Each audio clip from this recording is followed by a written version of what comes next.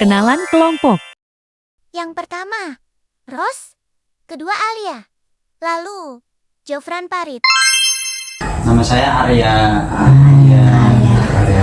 Oke, di sini kita mau nanya-nanya sedikit pertanyaan.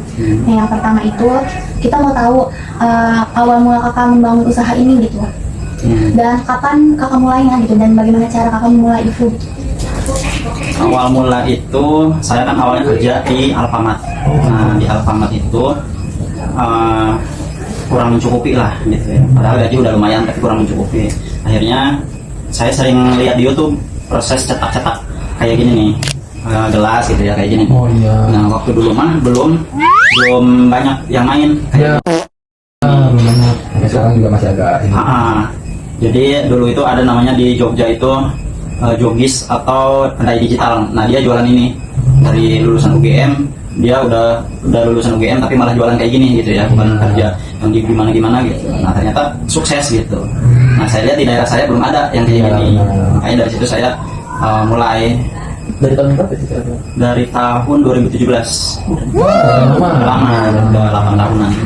Produk yang banyak diminati sama konsumen itu yang gelas, tumbler atau apa? Sebenarnya macam-macam. Kalau dulu waktu awal yang paling lakunya gelas Yang ini. emas, ya. Ya, karena belum ada, tapi sekarang karena udah banyak, jadinya ganti lagi ke souvenir yang lain kayak payung, piring. Nah, sekarang yang paling kencang itu saya mainnya di custom untuk penyediaan kayak piring resto. Misalnya kakak target pasarnya siapa? Target pasarnya kalau yang sekarang karena banyaknya pesan di piring custom untuk resto, ya yang pasti resto-resto sama perusahaan.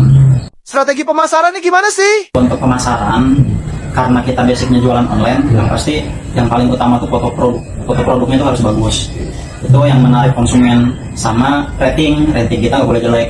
Iya. Kalau ada yang jelek atau komplain namanya jualan, ya kita timpah lagi gitu ya. Kita order lagi gitu untuk ngasih rating yang bagus biar orang tuh ngeliat bagus terusnya. Makanya pelajaran untuk kita semua, kalau misalkan jualan kita masih ngandelin nawarin ke teman, ke orang-orang gitu ya, itu enggak berkelanjutan. Tapi kalau kita udah main online, itu sama aja kayak kita lagi ngebangun fondasi toko kita gitu ya.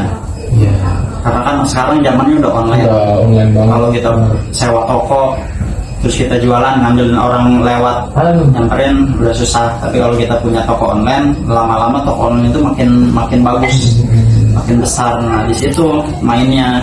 Apa sih motivasi untuk kita yang akan memulai usaha? Jadi orang tua saya itu sama sekali nggak tahu biaya kuliah saya itu berapa, karena semuanya sama saya semua. Termasuk istri saya ketika semester 4, otomatis saya yang biayain juga kan. Iya. Dari 4 sampai 8. Caranya gimana? Ya itu tadi, dari jualan ini, ketika jualan ini sepi, saya sampai jualan GoFood waktu itu sama istri di kontrakan.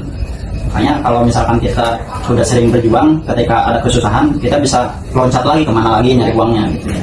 Makanya ini challenge kalian nih, untuk yang kuliah masih dibiayain orang tua, sebisa mungkin kalian cari lah biaya kalian sendiri, minimal di luar semesteran, kayak misalkan ada praktek apa. Iya, benar-benar. Sebisa mungkin itu jadi challenge kalian. Oke, let's go. Cara pembuatan